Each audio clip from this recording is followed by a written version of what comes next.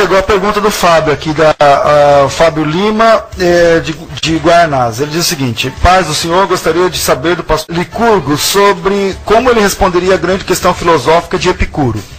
Se Deus é onipotente, onisciente, benevolente, então o mal não poderia continuar existindo. Se for onipotente e onisciente, então tem conhecimento de todo o mal e o poder para acabar com esse mal. Ainda assim não o faz. Então Deus não é bom. Se ele for onipotente e benevolente, então tem poder para extinguir o mal e quer fazê-lo, pois é bom, mas não faz, pois não sabe quanto mal existe e onde o mal está.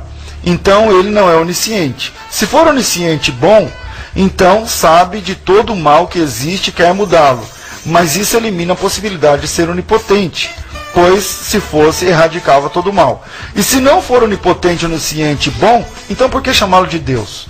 E como ele pode afirmar que Deus existe mesmo? Vou repetir o final. E como pode ele afirmar que Deus existe, e mesmo ele existindo, o que garante que o Deus cristão seja a melhor resposta para a existência deste Deus? E aí como é que fica, professor Tassos? Qual seria a resposta? Caro ouvinte Fábio, não é isso? Fábio. Excelente pergunta. Talvez seja uma das perguntas mais importantes do estudo da defesa da fé, do estudo apologético. Como compatibilizar o mal com a existência de Deus, não é? Como é possível existir o mal e ao mesmo tempo existir Deus e tudo mais que já foi dito. Agora, do ponto de vista filosófico, essa questão tem a seguinte vertente. A própria percepção que uma pessoa tem de que o mal existe exige, logicamente, de que ela aceite a existência do bem. Quer dizer, o mal só existe em contraponto com o bem. Se existe o mal e o bem é porque é uma lei moral, objetiva, a partir da qual você pode diferenciar o bem do mal. E razoavelmente, a perspectiva da razoabilidade, é muito mais provável que exista um legislador moral objetivo que tenha feito essa lei moral objetiva, do que essa lei moral objetiva exista sem qualquer legislador. Então, do ponto de vista da razoabilidade, do ponto de vista unicamente da intelectualidade, você há de convir comigo que você só é capaz de perceber o mal no mundo porque você também percebe o bem. E você só é capaz de diferenciar o bem do mal porque é uma lei objetiva que diferencia o bem do mal. E você há de convir comigo que é muito mais razoável você conceber a existência de um legislador moral objetivo do que conceber a existência dessa lei sem o legislador moral objetivo.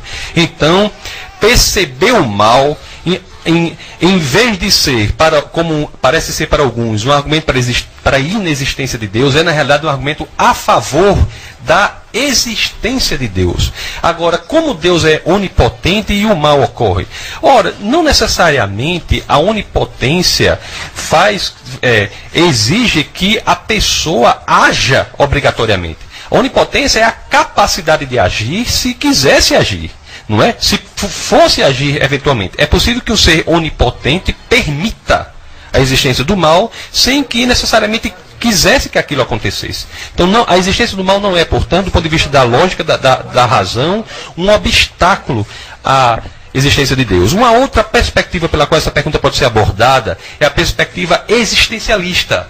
Eu abordei pela perspectiva filosófica, mas da perspectiva existencialista há um grande problema para aqueles que acham que não há Deus e existe o mal. Para essas pessoas, se não houver Deus, o mal é fruto do desprazer e do sofrimento, enquanto o bem seria fruto do prazer.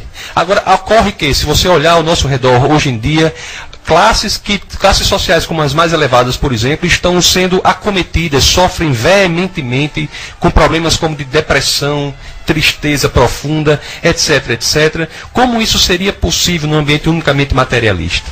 Além do mais, nós devemos dizer o seguinte: como diziam ateus clássicos como Sartre, Nietzsche e tantos outros, no mundo sem Deus, o mundo não tem sentido. Não faz sentido, portanto, você estabelecer valores axiológicos, valores de moralidade para um evento que seria, no mundo sem Deus, um evento unicamente natural.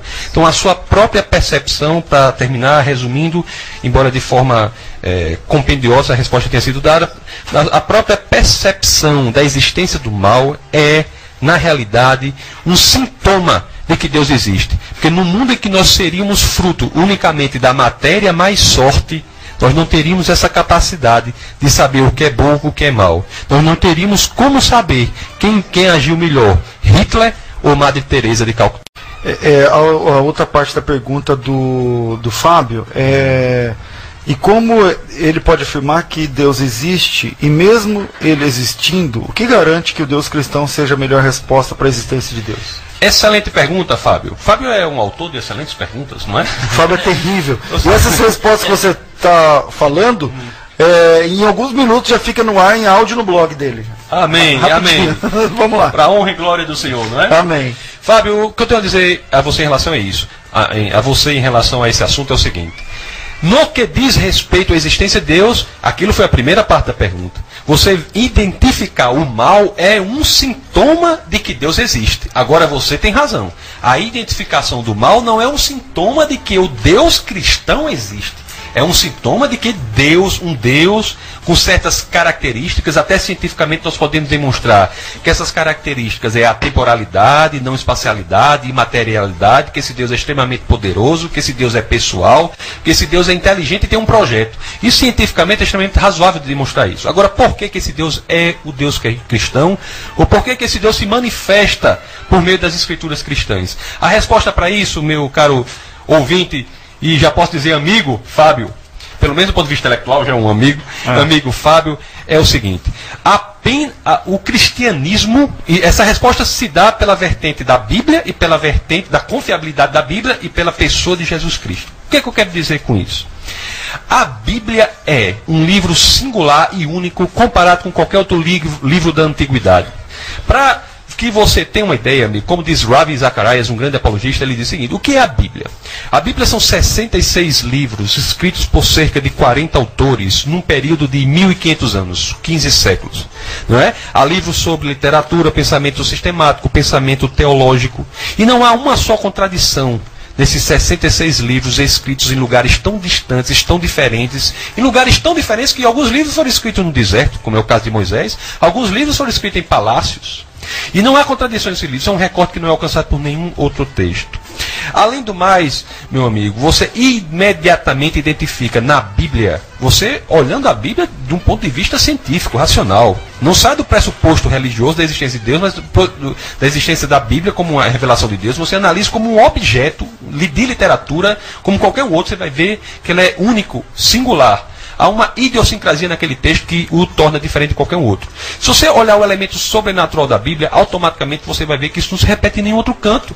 Você veja o que Daniel fala nas profecias de Daniel, você vê a questão do Império Romano, 3 séculos, 300 tantos anos antes disso acontecer. Você vai para Isaías e Zacarias, você vê a questão da morte de um homem muito tempo, 800 anos depois. Então, isso automaticamente você identifica na Bíblia um elemento extremamente sobrenatural.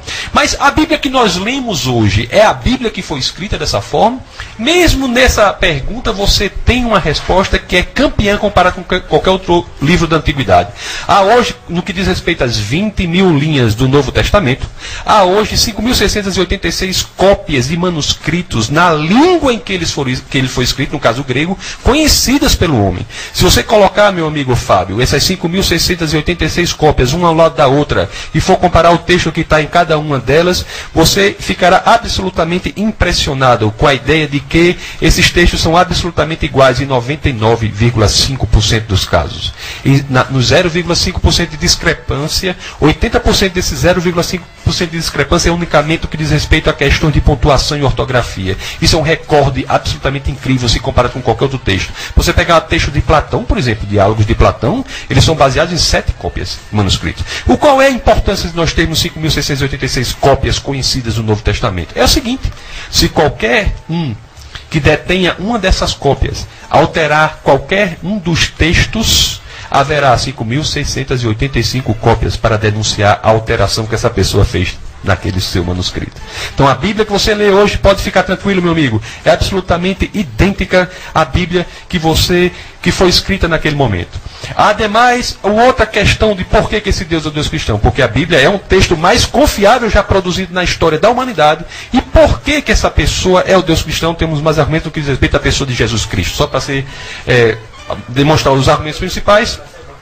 Amigo, a Bíblia diz em 1 Coríntios, capítulo 15, verso 17, uma coisa que é absolutamente impressionante. Ela coloca, Paulo diz lá, que O sistema do cristianismo, qualquer coisa que ele disse em relação ao cristianismo, está dependendo de um fato.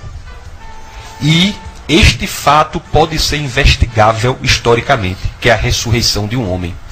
Veja que o fundamento do cristianismo não é a revelação de um anjo, não é um sonho, não é um encontro que ele teve dormindo, coisas que não podiam ser investigadas historicamente, mas não, é um fato público que pode ser investigado historicamente. E eu lhe digo mais, talvez tenha sido um dos fatos mais investigados. Se uma pessoa quiser destruir absolutamente com toda a cosmovisão cristã do mundo, basta provar que Cristo não ressuscitou. Isso nunca foi possível ser feito, e as provas são sempre no sentido de que ele ressuscitou. Só para ser rapidamente com você, falar rapidamente aqui algumas questões, eu posso dizer, do ponto de vista da análise textual, imediatamente você vê que uma pessoa que quisesse narrar um fato fictício naquela época, naquela comunidade judaica, jamais colocaria como primeiras testemunhas da ressurreição de um homem, mulheres.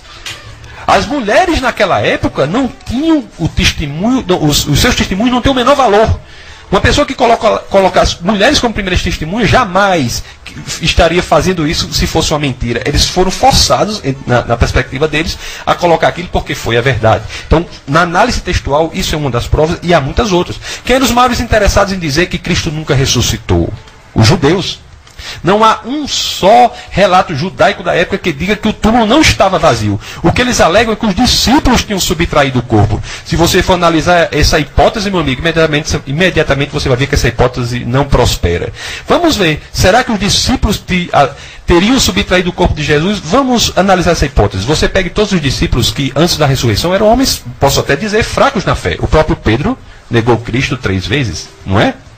Depois do advento da ressurreição, essas pessoas foram impactadas tão veementemente, tão radicalmente, que todas elas, à exceção de João, que estava preso na ilha de Patmos, onde inclusive escreveu o Apocalipse, se deixaram torturar, perseguir e matar, sem negar aquilo que transformou as suas vidas, que foi a ressurreição de Cristo.